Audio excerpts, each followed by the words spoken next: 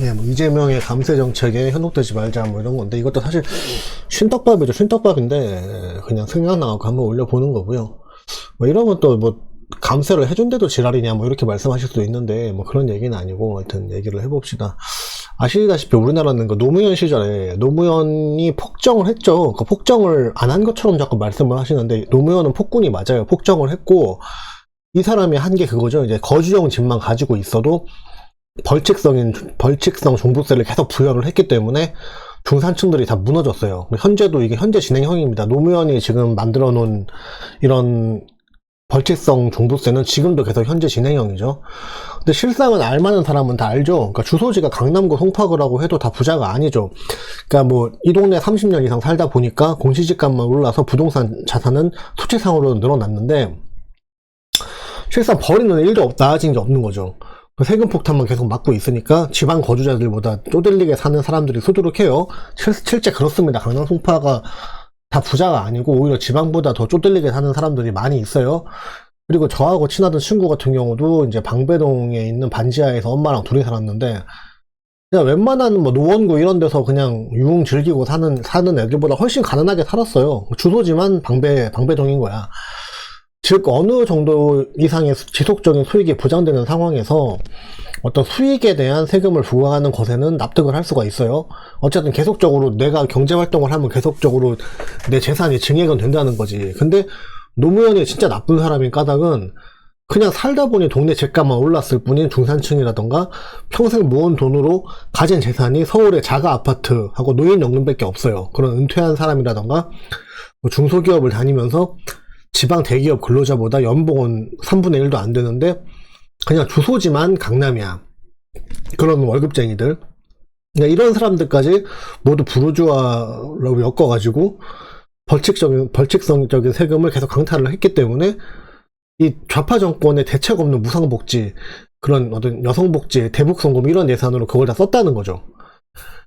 근데 이제 이재명이 얼마 전에 뭐 18억까지는 상속세 면제라는 굉장히 합리적인 정책을 내놨는데 이게 금액도 굉장히 좀 적절해가지고 이게 민주당이 내놓은 정책이 맞나 싶을 정도이긴 해요. 그러니까 현재 대한민국 집값 수준이 뭐 재건축 오늘 내일 말 나오는 진짜 다 낡은 아파트 같은 뭐 25평 아파트도 10억은 가뿐히 넘어가는 게 실정이기 때문에 부모님 돌아가신 것도 힘든데 저런 아파트 하나 상속받는데 상속세를 못 내서 또 집을 팔아야 되고 이런 상황까지 만든 게 이게 그 민주당 애들이 만든 세금 폭탄 정책인데 정확히 민주당이 만든 건 아니지. 근데 본인들이 어쨌든 노무현의 유지를 잇는다고 자처를 하고 있으니까 내가 말을 하는 겁니다.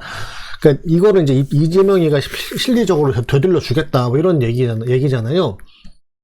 그러니까 이게 만약에 진짜 이재명의 진심이 담긴 정책이라면은 사실 딱히 이재명을 안 찍어줄 이유도 없는 것 같아.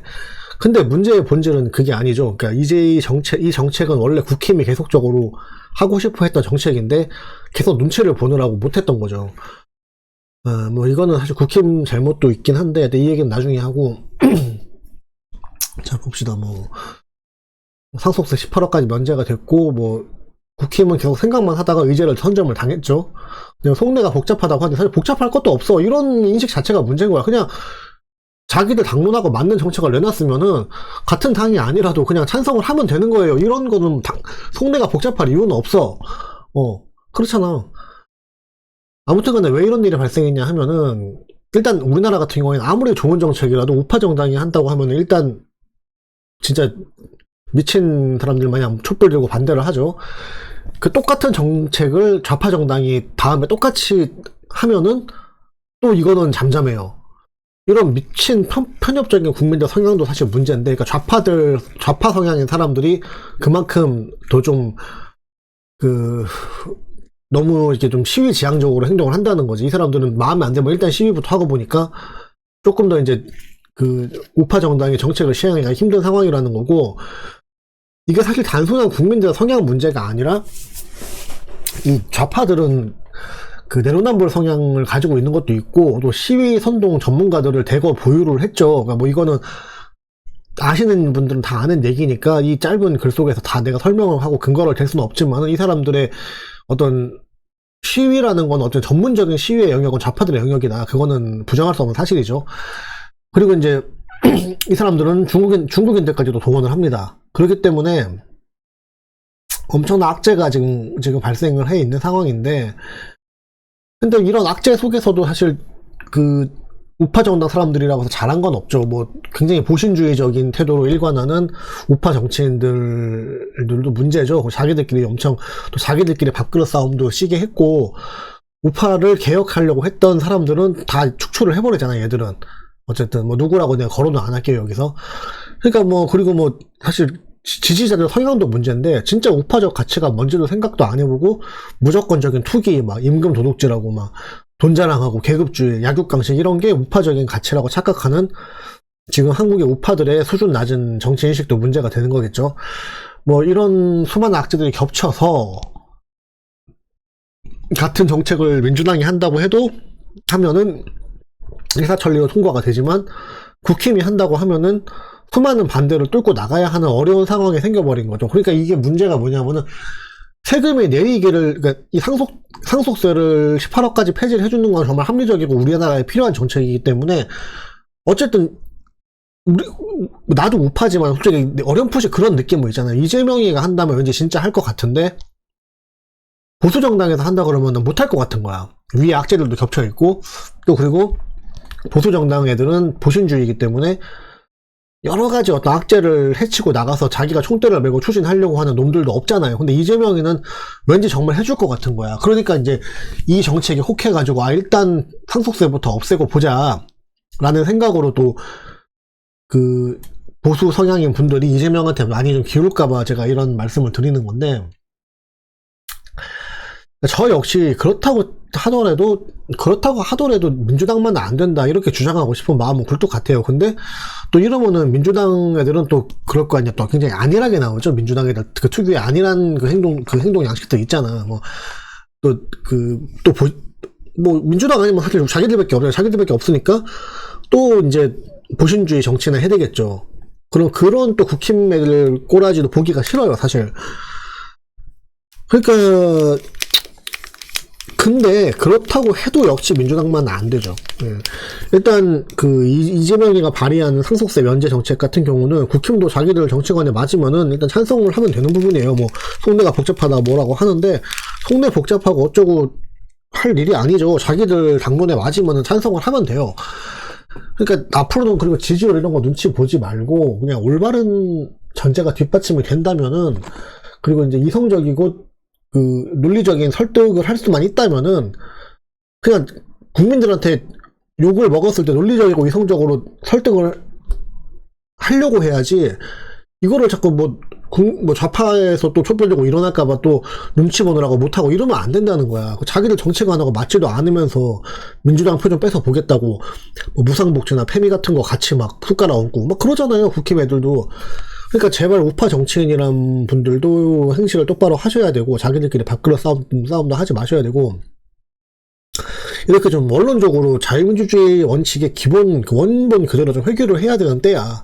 그리고 뭐 너무 지지율만 생각하지 말고 즉시적이고 직설적으로 좀 곧바로 가야 할 필요가 있다고 그렇게 봅니다. 여기까지는 우파 정치인들이 취해야 되는 올바른 태도를 얘기를 한 거고, 그 기존의 우파 성향의 유권자 분들은 또 이재명의 감세 정책에 혹해가지고 한번 지지해봐 같은 생각도 하시면 안 된다는 거죠. 그러니까 얘네들이 친중 위정 척사파 민주당이라는 걸 잊으면 안 돼요. 얘네들이 기본적인 스탠스가 있잖아요. 그거는 절대 안 바뀝니다. 그러니까 아마도 감세 정책으로 우파들 지지율 일부를 뺏어와서 일단 정권부터 찬탈한 다음에 문재인 때 시행했던 그 극단적 반일적인 정치의 마무리를 또 지려고 할 겁니다. 그러니까 윤석열이가 뭐 잘하고 못하고 떠나서 윤석열이가 하는 동안에 어쨌든 한일 관계는 많이 회복이 된 건 또 사실이잖아요. 그러니까 이거를 이제 더 나쁘게 만들어서 쐐기를 아예 박으려고 하는 거죠. 왜냐면 얘들은 결국에 원하는 거는 미국, 일본하고 등지고 중국에 붙는 거잖아. 민주당이 원하는 거는. 궁극적인 목표는 그거잖아요. 그러니까 상속세 같은 경우는 일단 한 발 양보하는 것처럼 하는 거죠. 어차피 공산주의를 할 거니까 자기들은. 그러면 그때 가서 뭐 상속세 그런 게 무슨 소용이 있어. 어차피 다 나라 건데 그렇게 되면은. 그렇잖아요. 지금 조금 세금 징수 덜 하더라도 먼 미래도 아닌 것 같아요. 사실 가까운 미래인데 아무튼 간에, 그러니까 최종적으로 일본을 주적국으로 선언하는 단계까지 아무튼 가려고 할 거라는 거지. 극단적인 반일 박차를 가서 쐐기를 박는 거죠. 일단 거기까지 박아버리면은 우리는 중국의 영향권으로 들어갈 테니까 이제. 그리고 뭐 극단적으로 말하면 중국에 대해서는 또 관세까지 완전 면제해주는 식으로 극단적인 친중 정책으로 갈 가능성도 있어요. 그러면 일단은 뭐 어차피 민주당 같은 경우는 지들이 독재는 다 하기 때문에 뭐 그때가 무슨 뭐 농민들 일어나고 뭐 해봤자 또 다 집어 누를 거 아니야. 어쨌든 그것도 나는 진짜 답답한 게 여기서 뭐 농민들이 뭐 들고 일어나면 이게 무슨 뭐 진짜 농민들이 들고 일어났다고 착각을 하는데 실제로는 좌파 전문 시위꾼들이 이것도 그 무대를 마련을 해줘야지 그 시위가 대규모로 이렇게 발생이 되는 거지.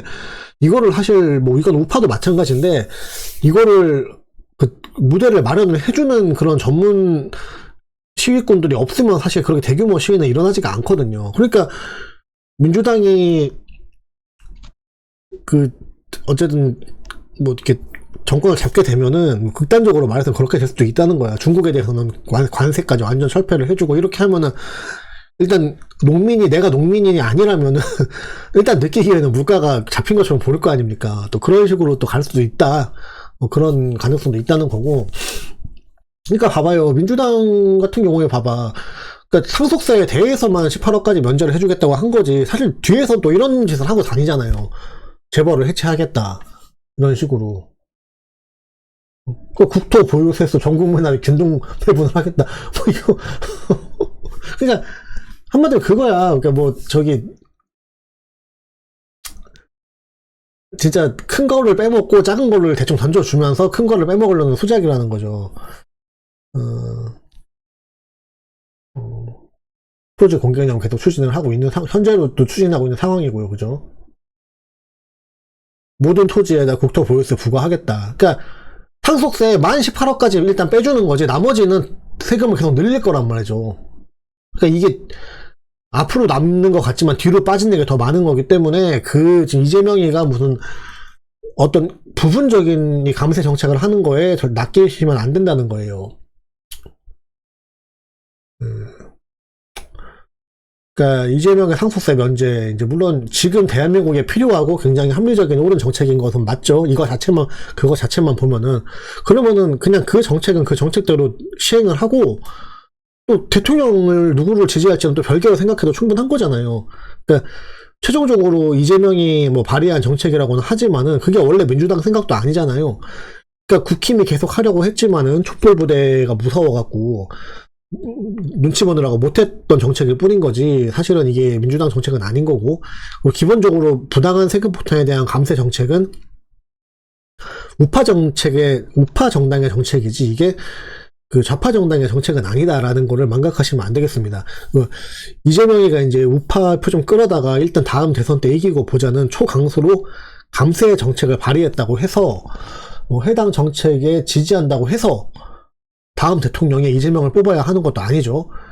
누가 봐도 민주당에서 절대로 하지 않을 만한 굉장히 의외적인 법안 발의라는 말이 계속 나오고 있는데 이 의외적이라는 부분에 주목을 해야 되는 거예요. 의외적이라는 거는 민주당의 기본적인 정책 스탠스가 절대로 아니라는 거죠.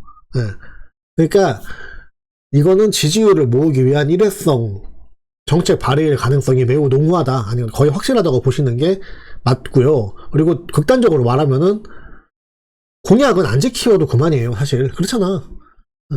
뭐 이거는 공약은 아니긴 한데 정책이 뭐 이게 진짜 추진이 될지 안 될지는 모르겠지만은 아무튼 뭐 윤석열이도 여성부 그거 뭐 없앤다고 해놓고 안 없앴잖아요. 그거 없앤다고 해서 뽑아줬는데 안 없애잖아. 씨발. 죄송합니다. 욕해서. 그러니까 윤석열이도 사실 얘도 뭐 욕을 하고 싶은 마음은 많은데 뭐 지금 시국이니까 어쨌든 윤석열이를 막 디스를 또 하면 안 될 것 같아요.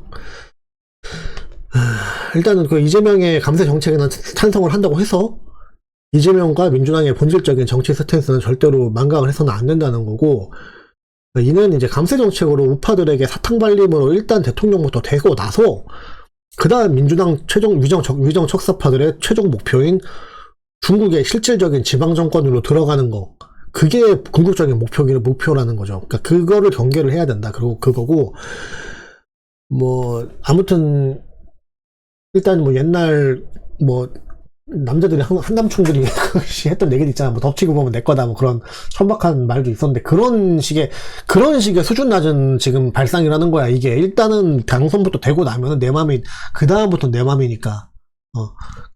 무슨 얘기인지 아시겠죠? 그리고 얘는 그냥 뼛속까지 반일이에요.